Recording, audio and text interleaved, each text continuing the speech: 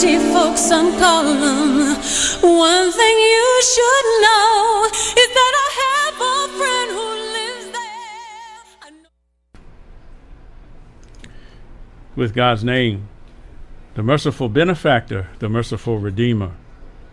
All the praise of gratitude belongs to the Almighty, the one who created life, sustains life, gives us everything that we need in this life to be happy. And the prayers and peace upon the messenger who's worthy of praise, and prayers, peace on all of the messengers of God who are the models and the guides to show us the best way for us to live the human life. And I pray prayers, I pray peace upon you. If you're watching this show, listening to this show, we want to extend peace and mercy and blessings upon you. Thank you for joining us. So welcome to the Happiness Campaign with Dr. Z. I am Dr. Z, greeting you in light, love, peace, and harmony. Tonight we're going to do something a little different. The last few weeks we've talked about, our focus really on happiness. It has a lot of different faces, from service to communication to connection to taking responsibility for our lives, all the way to being forgiving and merciful. These types of energies make us happier, much more happier than the diseased ego side, a negative side of selfishness and domination and feeling like we're victims and judging and punishing and these types of things. So we want to continue in that realm. But the last few weeks, what we've done is we talked about a lot of facts and things from this magazine, from the Time magazine, The Science of Happiness. And it's interesting how this came to us because, my focus is a spiritual focus. I'm here to talk to you, to talk to your soul, because God created that soul and he fashioned that soul and he educated that soul. And those who invest in their soul, they will purify it. And those who neglect their soul will abort their life. So we're here to deal with the soul. But what's interesting about the Time magazine, The Science of Happiness, is that they're using scientific information, a lot of research from positive psychology. And all of that stuff really verifies the same approach that we're talking about, because they're using the same type of language that we're using in our approach to our 25 Days to Live in Your Happiness program, the Happiness Campaign. So I thought it was interesting because, seeing how science and spiritual knowledge really comes together and supports each other.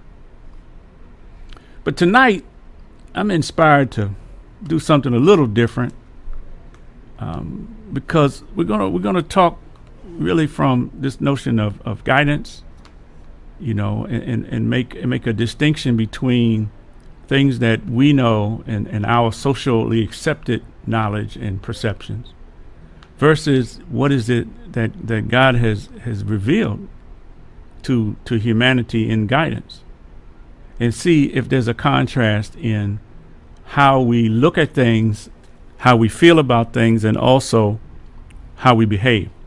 So we have this topic, 3 types of people based on divine guidance. That's what we're going to look at tonight. And we know that the knowledge of God, there's things that God knows that we don't know. In fact, when we read, the reality is that God knows everything and we don't know anything. We have to kind of, if we're smart, we'd be like the angels and realize that, we only know what God has taught us. So our knowledge is very limited. Creator's knowledge is unlimited. And so we have to really think about and consider, where's the source that we're getting our information from that's guiding our lives. I don't care what label we give ourselves. Jewish, Christian, Muslim, Sikh, Hindu, whatever. those are labels that we have taken on as human beings. But really, God calls us humans. He calls us humans. That's really the label. There's only one race. That's the human race, if we want to look at it from that way. But society has conditioned us to think in a lot of different ways.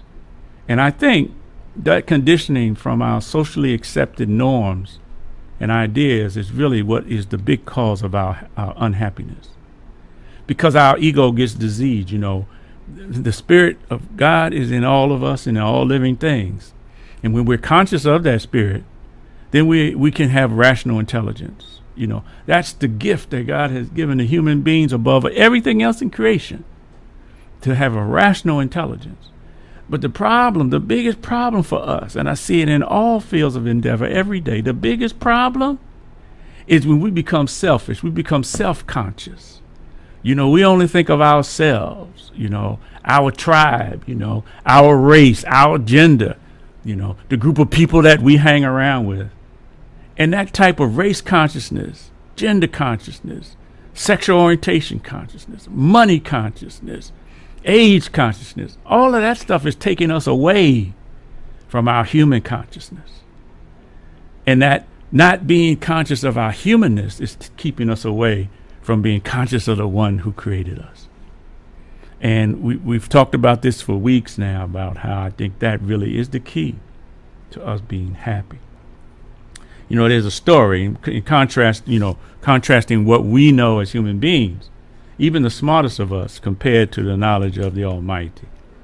There's a story about Moses. He was on this boat, and Moses thought he was, and again, coming back to the prophets as examples for us, Moses, he thought he was the most knowledgeable person in his town. Maybe this was before he became Moses the prophet as we know and remember him. However, the story goes he's on a boat out in the ocean with a wise man. When the wise man is known to be more learned than Moses is knowledgeable. And so they're sitting on this boat, and God sends a little sparrow that comes and dips its beak into the ocean.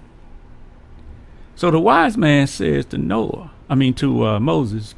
he says, Moses, there's things that God has taught me, there's knowledge he's given me, he hasn't given you, and there's knowledge he's given you, he hasn't given me. But both of our knowledge, compared to God's knowledge, is no more than the amount of water that bird took out of the ocean. Now that gives us a picture to ponder and think about, How much water comes out of the ocean on the beak of a bird, a sparrow, a small bird? A drop. Some of it's going to slide off the beak, but whatever it is, a drop or two. And if we can say that that's a picture of the knowledge of mankind, and then you compare that to the size of the ocean. If you add up the Indian Ocean, the Pacific Ocean, and the Atlantic Ocean, you will come up with a figure of 136,000 miles wide. Now, I don't know what that does to your intelligence, your intellect, but every time I show this picture, it blows my mind. How can you compare a drop of water to 136,000 miles of water? There's no comparison.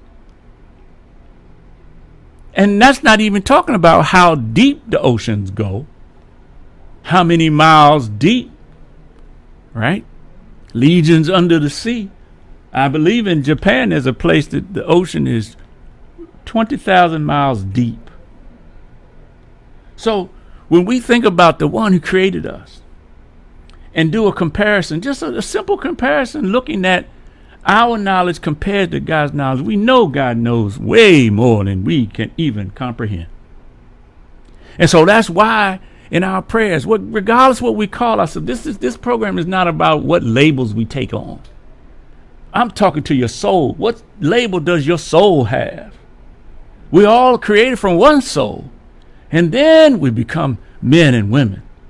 So that's what we're talking about. And that soul, that spirit of life is connected in everything that is alive. And it's here to work through you, to serve you, to work for you, to bring things to you if we learn how to shift our vibration from all the negativity that surrounds us and the diseased ego life, the I, and me, and shift that into we. You know, there's a simple question that if you learn how to ask it, will open the door to all of this happiness that we talk about in our work, our book, our classes.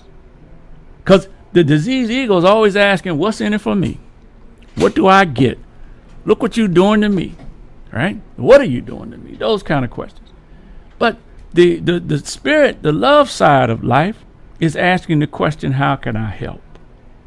And if you are willing to begin to ask that question in every situation and turn off your selfishness, then what I've learned through this process the last 10 years is that happiness will increase. But happiness has many different faces. We're not talking about joy, just silly, woohoo, silly happiness. No, that's not what we're talking about. We're talking about the happiness in your soul. And what does your soul really, really want?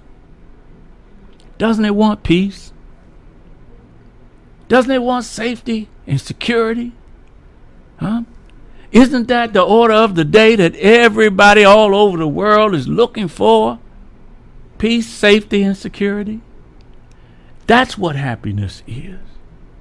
We've got a chapter in the book about peace and other faces of happiness, 25 different faces of happiness. All of these fall under the energies of love. And there's too much hate conversation going on these days. So I'm one, trying my best to surrender to the will of God in my life. And I've been given this commission, this assignment to spread this love and happiness energy around the world. That's what I'm trying my best to do. But I need help, and God is helping me. He's bringing me us, whoever it is that's looking for this, that he wants.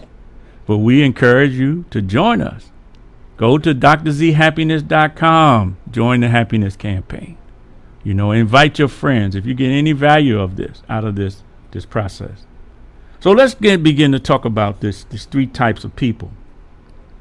You know, but I want to make sure I make a distinction between the socially accepted ideas that we've been conditioned to believe and to follow, that are having an impact on our lives. A lot of it is based in fear, you know, where something has affected the soul and brought that soul down and deceived it. And many of us, and me included, we're all vulnerable to this negativity because it is everywhere once we become aware of it. And I want to contrast what's these socially accepted ideas and customs and norms with the universal laws and values that are accepted by the Creator. And how do we know what those are? We know because they're things that are accepted universally as good anywhere in the world by any people in any time. For example, service. So we've been conditioned, and I think the root of our less happiness is these socially accepted ideas, and the root of our happiness is God's words, God's ideas, and our consistent practice. So to give you an example, you know, when you're on this path that we're on, and again, it takes a little while to shift the habits. That's why we have classes, 5 weeks, 8 weeks, give us a chance to go through the book together, have dialogue and reflection, you know, and then create new habits. So tonight we're just going to reflect, you know. Dialogue would be if you call in, you have some questions, or you can text an email, text a question to me. If you want to text it, it's 571-357-4774, 571-357-4774. But as we get into this conversation, this presentation for reflection, if you do want to call in and ask a question, you can call 240-455-5934. To call in, 240-455-5934. Okay. So when we're on this path, I'm finding that things are just kind of brought to you in a very timely manner, you know. So last night I'm watching Family Feud with Steve Harvey, right? And, you know, because I'm on this happiness thing, everywhere I turn, I see something that informs me about it. So I'm watching Family Feud. Steve Harvey said, we've surveyed 100 people. And the question was, the statement was, name a place that you go looking for happiness. Now I'm talking about socially accepted norms now, right? So the answer, the top answer was people go to the bar, to the club. 27 out of 100 people said the place they go looking for happiness is the bar and the club. The next answer was the church, and that was 23. Now, I don't know what you think. I'll let you make your own conclusions about the bar and the club being the place to have fun. Not to have fun. You can have fun there, but going there looking for happiness, you know. Is happiness really in the bar? Is happiness really in the alcohol that people are drinking? Well, that stuff will make you lose your mind. Anyway, then the church was next. And for sure, there are probably some people, I don't know, you know better than me. You know, they may go to the club on Saturday night and then go to the church on Sunday morning. You know, but these were the two top answers.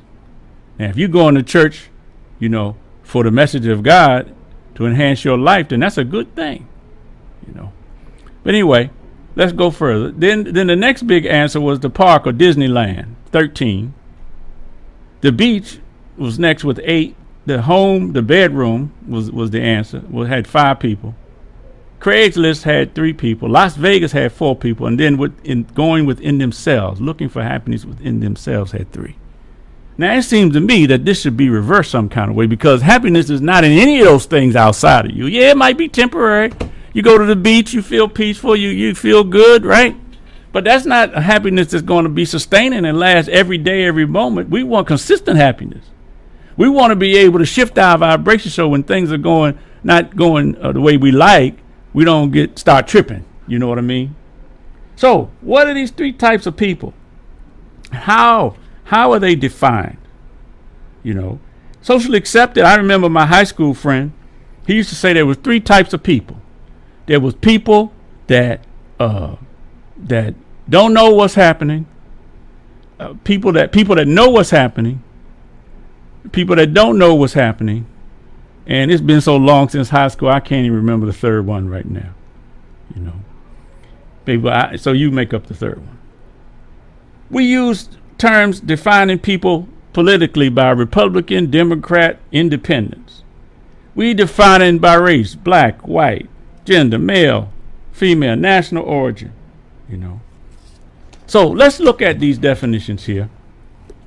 And we pray for guidance, all of us. Guidance and assistance from the one who created us are the 2 main things that we need in life. And so when we make this prayer, God has given us a book to read.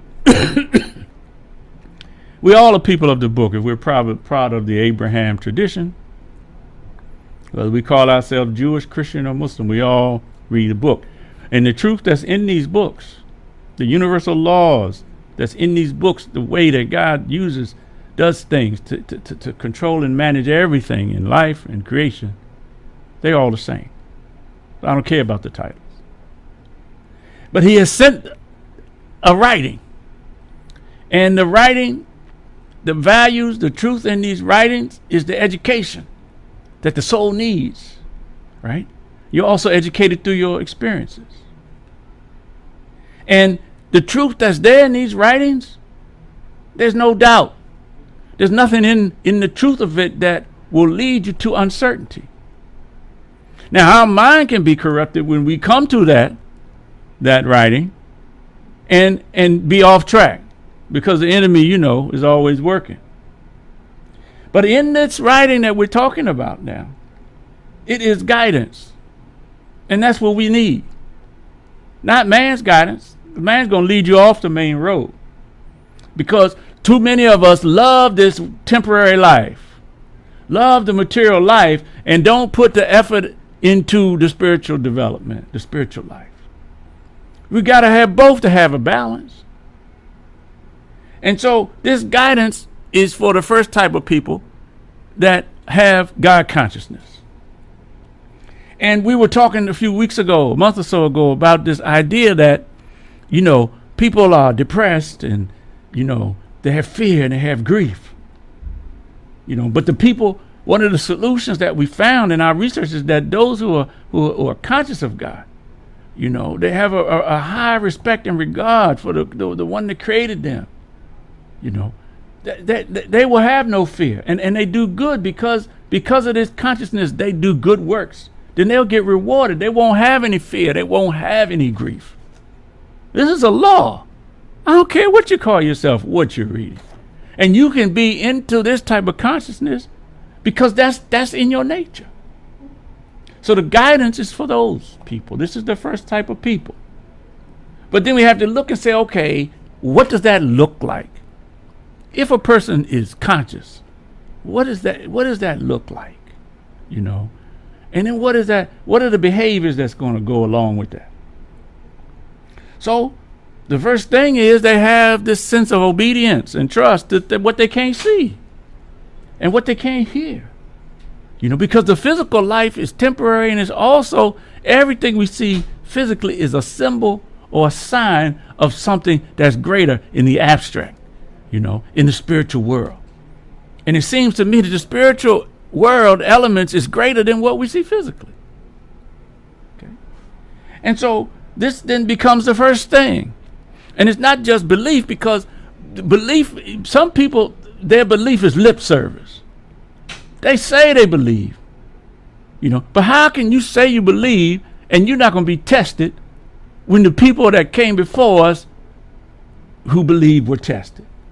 So our life is made up of tests, and we're being tested to see how we're going to behave, who's going to have the best conduct. Are you going to move to excellence, or are you going to move to mediocrity or less? And when I say you, I'm talking to me too. This is, I'm not sitting somewhere on some ivory tower or no throne. I'm in the real life like everybody else, you see. But these ideas have sparked something in me that has, I'm on my mission. This is what I've been created for. So let's go further. So this first thing in behavior is this belief is really obedience and trusting. When you're being obedient to what comes up. And they also establish a devotional prayer service, a devotional service of prayer and connection. This is a sign or behaviors of those who have this consciousness. And they spend, from what they've been given. When I say spend, I don't mean spendthrift. So we got a problem as being consumer people. We want to consume everything. We're big consumers in the black community. We're not owners. Some of us are. It's coming. We got hope. We have hope in our next generation. But we're a consumer group of people. And we need to own and we need to control our resources. Let's spend our money with ourselves. And this is Dr. Z. I'm here at Everlasting Life Vegan Restaurant and Lounge here in Central Avenue, Capitol Heights, Maryland. Great food here. And spending a little money here. I got some food. We have this program here. Trying to spend, but not spend like we do consumerish. What we're really talking about is investment. Because when you spend something, it just goes. You don't know where it goes. And it may not come back. But when you deal with your finances with investment, you're making an investment, then you're going to get a return on that investment. That's a basic business concept. But it's also a basic concept for our lives if we're conscious that everything that we've been given is given to us by the Creator. The one who is rich. I don't care how much money you have.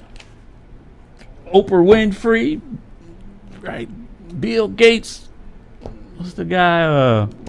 Warren Buffett. All their money together and everybody else that's on the Forbes list. They're not as rich as God. because he got it all.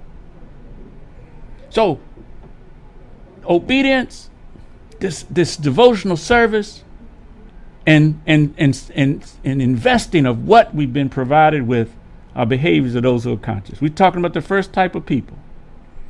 And they're obedient in what has been sent down of revelation, of revealed knowledge that's been sent throughout the ages. And they have a certainty about the spiritual life and the future life. Now, these characteristics of this first type of people, they are the ones who are on the guidance. They're carrying the guidance. They're carrying the guidance. They're taking on the responsibility to live and practice that guidance. I was listening also on the radio, I think yesterday, the day before, and I don't know, Donnie Simpson show or whatever it was, and I don't remember the question, but the lady said, "Well, what I do is I look and see if this is what God wants me to do, and if it is, then I'll do it, and if it's not, then I won't." And as soon as I heard that, I said, "Oh, that's my kind of person right there. That's the soul that I'm talking about," because that's an expression of this consciousness. And those who are on this guidance and have this consciousness, they are the ones who are successful.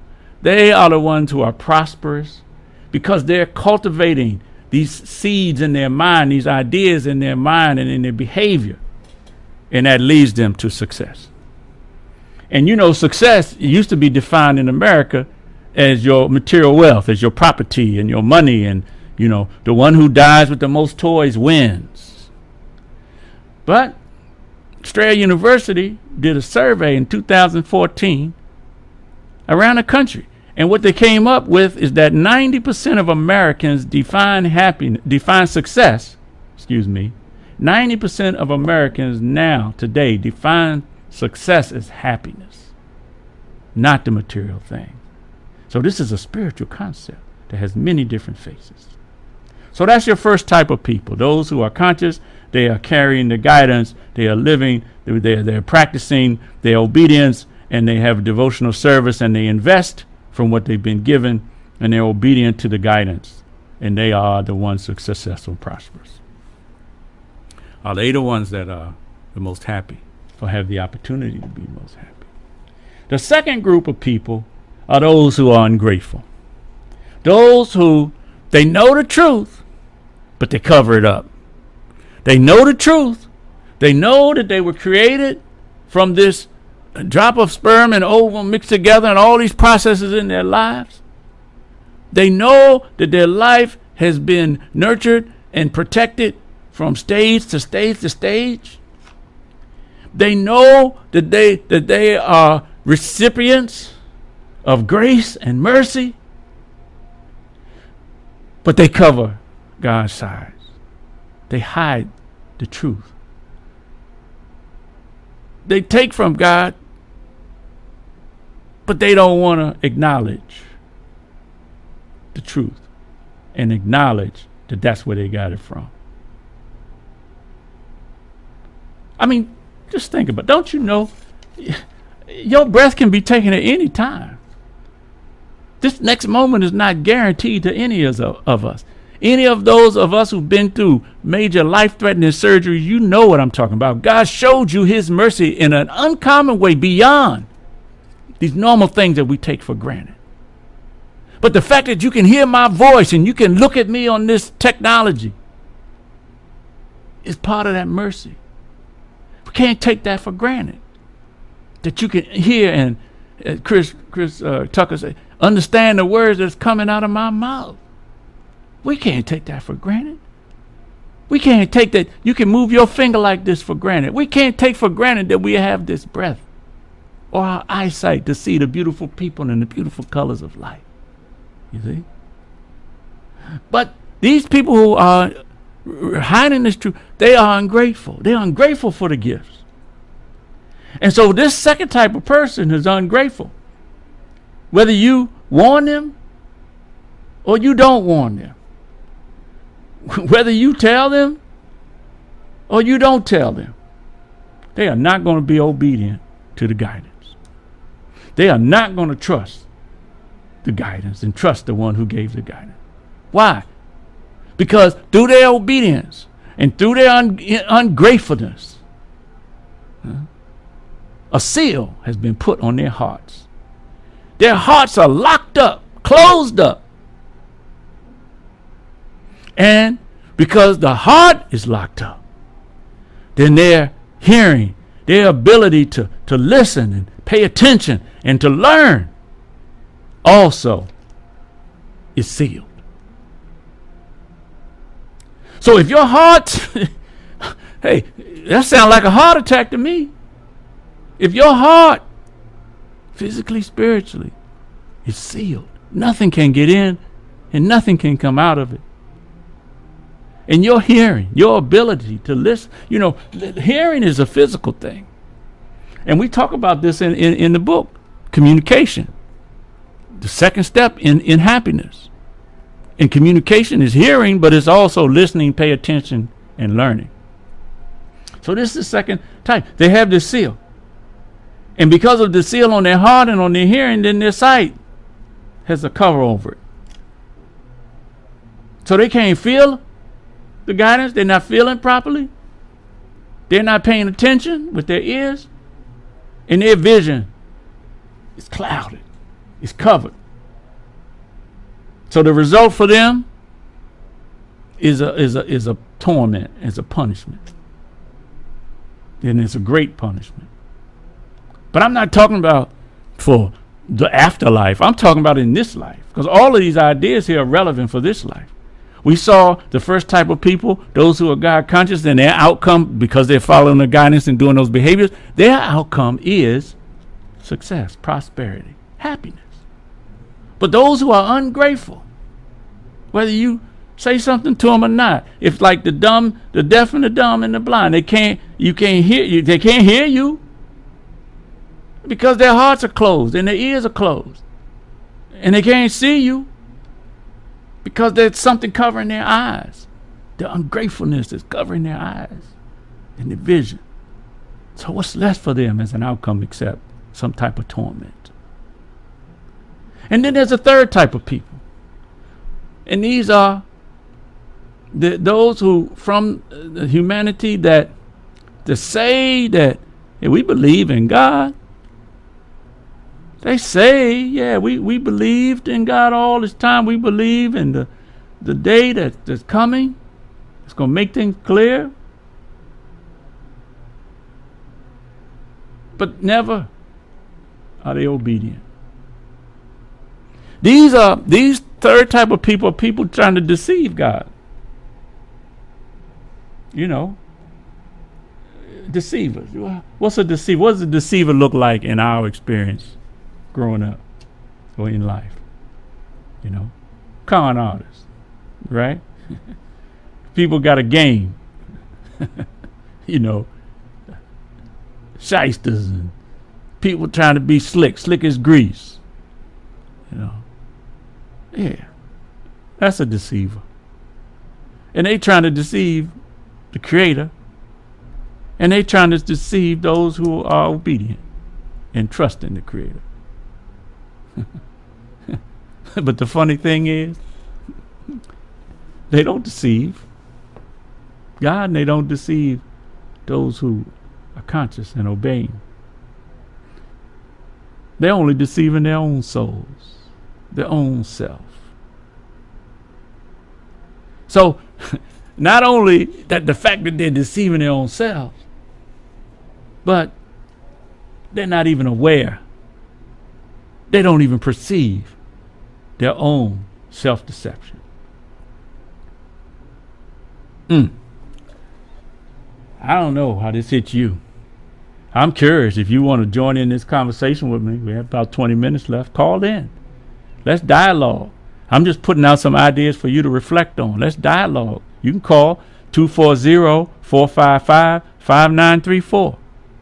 If you want to join in this dialogue, you got an idea, you got a thought, you got a feeling. If this is touching your soul, give us a call.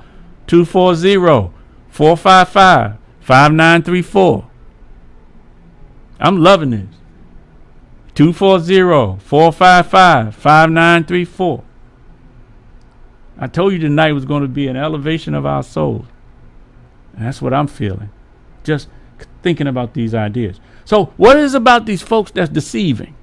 They're trying to deceive everybody else, trying to deceive the Creator, who knows everything, but they're only deceiving themselves, their own souls, and they don't even understand. They're not even aware. Why?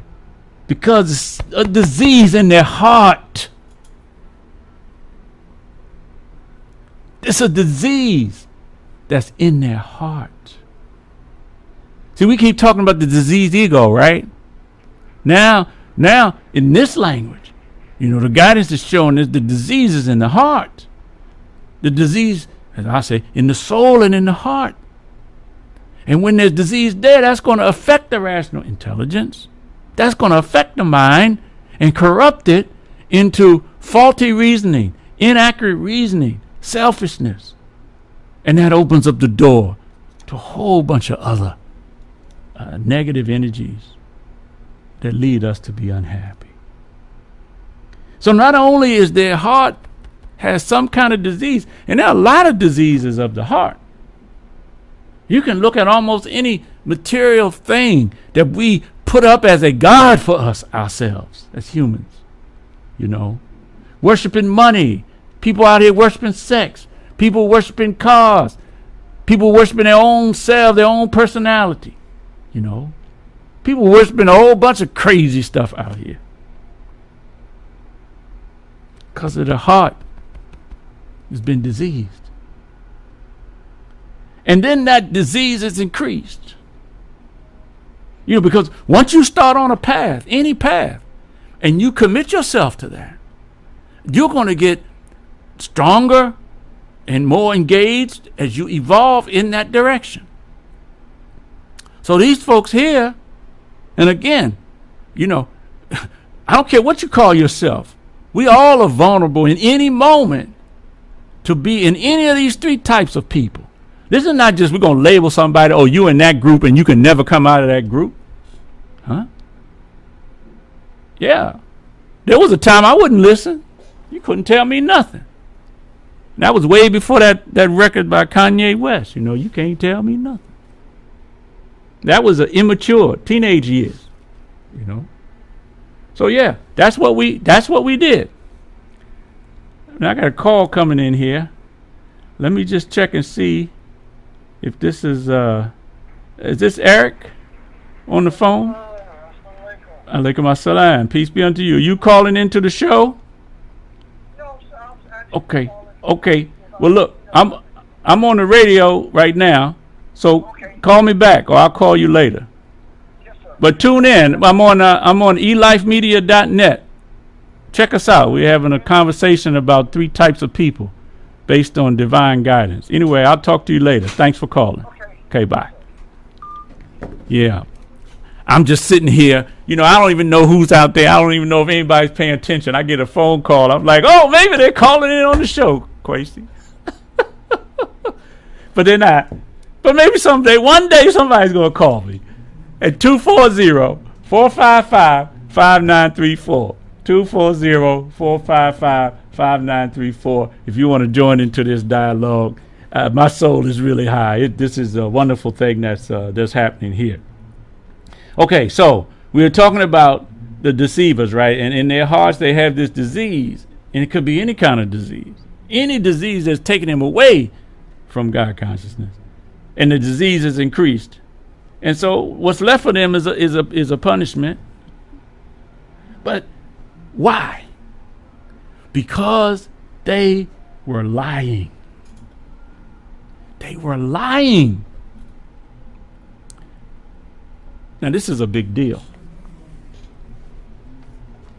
This is something socially accepted. It's almost socially accepted to lie. Really, it's not. God doesn't accept it. And socially, we don't accept it. But we live in a world nowadays where we find it hard to imagine that any person would be capable of not telling a lie. Because we've been so corrupted by these things. There are a lot of people that are truthful. I'm not saying everybody is lying. I'm saying that we all are vulnerable, and I'm saying that the society we live in, people accept people lying. In little things and big things. You know. But the people who are on the guidance, they don't accept that. Because they know that lying is a corruption. See? So this lying thing, even people say, I'm gonna do so and so and so and so. And then the time comes and goes and they didn't do it, and then when you talk to them again, hey, I thought you were gonna do so and so. They say, oh man, I lied. Haven't you heard people say stuff like that? As if lying is okay. No, lying is not okay. Lack of integrity, not keeping your word is not okay. I mean, think about the physical structure. If it falls down, if it doesn't have integrity, this building we're in, the building you're in, if that foundation structure does not have integrity, meaning every part of it is upholding its word, its function, its responsibility, if it loses integrity, that structure is going to fall. It's going to crumble. So this concept of integrity, yeah, this is godly. This is part of guidance, keeping your word, So this integrity, just like that building, that we have to have integrity in our own lives. We have to keep our word to God, to ourselves, our soul, to our family, to our loved ones, to our co-workers, to everybody that we come in contact with. If we want our life to be up, standing straight and tall, to be upright, because lack of integrity will make our lives crumble. So if we say, hey, we believe, we submit to God, then we have to have integrity with that. Otherwise, we're going to fall into being a deceiver, or we'll fall into being a liar. And that's not going to work for happiness. That's not going to get us peace and security and safety. So we have to, when we come to the guidance, we have to learn to look and see, okay, what does it look like? How does it show up in our lives? We're not talking tales of the ancients times. We're talking about what's relevant for our lives right here, right now, in this moment. So we can look at deception, deceivers. All we got to do is look at politicians. I'm not going to necessarily have to call no names. We got a presidential race going on. We don't know whether folks are lying or not. We don't know if they're deceivers or not. We don't know if they're God conscious or not. But you can get hints listening to the people's language. You can get hints following their conversations over a period of time. Right? So I really want to look at one thing about lying, about liars. And again, this is not about being better or worse than anybody. I admit to you that I'm vulnerable like every other person. This is why we have to reflect. We have to ask ourselves, what am I doing? How am I doing it? Why am I doing it? And if it doesn't line up with the guidance and these universal values and principles, then I don't want to do it. And I don't want to be around people that's not doing it. I don't want to be around liars. I don't want to be around people that's con artists and deceivers, So any of these types of things can be in any industry, from politics, business, educators, even religion. Whether you call yourself a Muslim or Jewish or a Christian or Sikh or Buddhist, whatever you call yourself, it could be any of these three types of people in any moment. So let's look at lying as we begin to wrap this up. So we had this big thing we say is commonplace in our world. And people do it without even thinking about it and not thinking about the consequences of it. So we have the swimmer, Olympic swimmer, if you've been watching the news or following the Olympics. I think he won a medal or two in the swimming. Lochte, I think his first name, Ryan Lochte. So he goes, and him and a few of his friends, they go and they vandalize a bathroom. No, let me back up. Let me tell the story as it went. So he goes on the news and gives a report. He says that they were armed at gunpoint at a gas station in Brazil, in Rio de Janeiro. And so he says that the guy told him it was a policeman. He says the police or somebody had a gun, security guard had a gun, and told him to get down on the ground. And he said, I refuse to get on the ground. See, there's this attitude of the people that are ungrateful. They refuse, they become arrogant, and then they become ungrateful. Okay, that's the path that leads to ingratitude. So he refused. I'm not getting on the ground. No. So then he says the guy puts the gun up to his forehead, right? And he says, get on the ground. Oh, well, okay, well, whatever. This is his story. So he broadcasts this on the news. So the Brazilian police, they go and investigate it. And they say, well, what we found out, we have video cameras, and what we found out is that he wasn't robbed at gunpoint. They did give him some money. What we found out was that he vandalized the bathroom. And the security guard, he did have a gun, but he said, hey, you have to pay for this vandalization. And they gave him the money that they had, and then they went on. And so now this story comes out. And the whole world is looking at this guy, right? He was a successful athlete, successful in terms of the material life in this temporary world and how people saw him. But now they look and they see his soul, his character. He's a liar. He got drunk. He went to the bar. Oh my goodness gracious. Look how God put this together. We talked about Steve Harvey saying 27 out of 100 people survey places where people go to find happiness. They go to the bar. That's the top spot. He goes to the bar. He gets drunk. He starts lying. And now the whole world sees him as a liar. Right?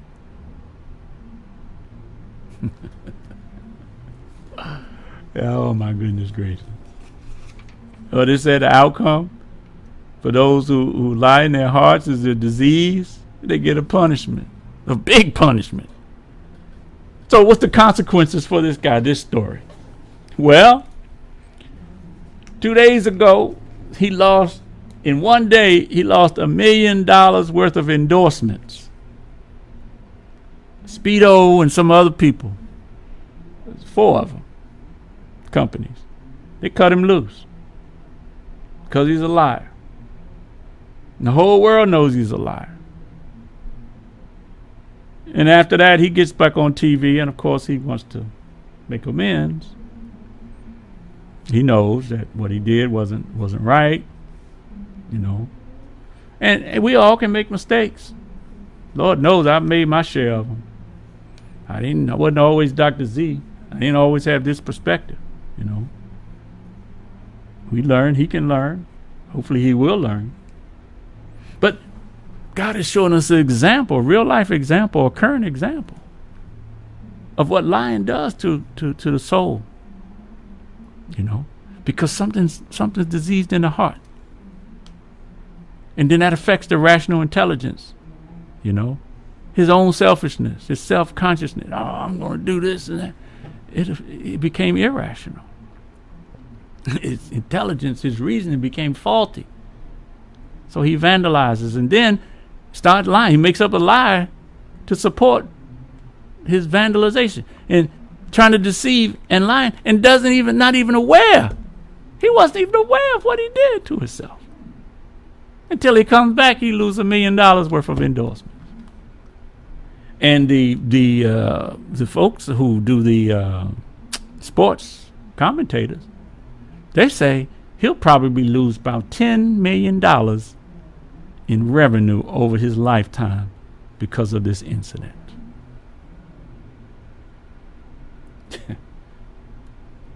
So you tell me. We talked about 3 types of people tonight. You know, those who are conscious of the one who created them. You know, and this consciousness. Again, I don't care what you call yourself. I don't care what book you read. It doesn't matter to me. We're talking to your soul. And this consciousness of the Creator, trying to be conscious of Him in every situation, at every turn, at every moment. You know, where's God in this? Where's the mercy in this? What's the lesson for me here? How can I help? It's really a door that opens you up to that consciousness. And that kind of consciousness of the Creator is a protection for you. It protects your soul, it protects your rational intelligence, and it protects your physical body, because it's evidence of the spiritual life. And once you are living in this spiritual life, this life we're talking about based in the guidance now. I'm not talking about, there's a whole bunch of people use the word spiritual, have a different idea than what I'm talking about here. But those who have this type of awareness and consciousness and live their life from there, everything in the spirit or spiritual world is going to come to their aid and protect them. And they don't even have to necessarily do anything except keep themselves obedient, keep to their devotional service, and invest from what it is that they've been given of knowledge, of money, of time, of love, of good words. Don't you know even a kind word is charity? And whatever it is that you send out is what's going to come back to you multiple times. So that God-conscious people, that's the first type of person. The second type of person are those who are ungrateful. You know, they cover up the truth of God, and whether you want them or you don't want them, that they're setting themselves up for a calamity. They will not pay any attention to you. They will not obey the guidance because something is sealed on their heart. And there's a seal on their ability to pay attention and learn. They might talk good. They might tell you everything that, you know, but they're not paying attention. They're not learning, and their vision has a veil over it. They can't see. They can't see if you show them. They can't hear you if you talk to them, you know, and they can't comprehend the guidance. You see? And then the third type of those who are deceivers, the liars, you know, their hearts has a disease. You know, I mean, hey, there's hope that those who are ungrateful, you know, they just have a seal and a cover. Maybe God will touch them, and they'll be able to learn and become more conscious and change their lives. You know? But the ones who are lying, and that's their way of life, and they've evolved in that, they're constant liars. Their deception, their hearts are so diseased. Now, there's a cure for that disease. You know, we're talking God consciousness. That's the cure for everything, really. Okay. So I hope that, you know, I pray God that this has been some benefit to you tonight.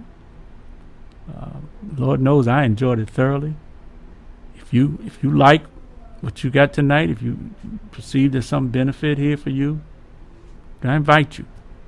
Join the Happiness Campaign. Go to drzhappiness.com. Join. Send us a question. What is it that you want to learn about? We have this hour every week on Wednesdays, you know. And I'm really curious if you're out there, what do you want to learn about? I did get some things from others around relationships in the family, communication. We haven't dropped all of that. But even tonight's subject, at the level, stage we're talking about, it has some application to our family life. You know, spouses lying to each other. People say they love each other, lying to each other, out cheating and stuff like that. You know, the God-conscious people not doing that. Whatever your label is religiously. You know, I understand. That's not the way. But join us. You know, invite us to come speak to your organization. You know, purchase a book. Hey, purchase a book. Yeah, the books are there. We have classes. I'm gonna announce a class in October. I think it's going to be on October 19th on the on a conference call. But if you're interested in more information about that, send me an email, drzhappiness@gmail.com, or just go to the website and send an email contact from there. Website is drzhappiness.com. So we hope that, again, we pray that this has been of some benefit to you tonight. We have a number of folks who are students who've been in the classes. Again, we invite you to, support us. If you believe that there's some good here for you, then we invite your support. You can donate, you can join, you can give us a referral to come and speak. Whatever it is that I'm supposed to do with this, God knows that I don't know, but we just make ourselves available to serve. And the question that opens up the door to this unlimited happiness. I've been living in it for the last 10 years, and now I'm trying to share it with the world to help you overcome the stress from life's tests so you can be happy, happier, happiest. And we invite you to join us. drzhappiness.com. So I'd like to, I guess we're about to close. We got another show coming up here in a couple of minutes. But we'd like to leave you as we started, with light, love, peace, and harmony. Also on the website, Dr. Z Happiness, I have a blog there. I'm putting up an article every Monday called Monday Messages. You can go on and read some good positive things to help you on your journey. And I'd like to close, as we always do, with a short prayer. Our guardian, evolver, cherisher, sustainer, the one who created us all, accept this from us, for surely you are the hearer, the listener, and the knower of all things. Ameen. Amen. Thank you all for being here. God bless you. Peace.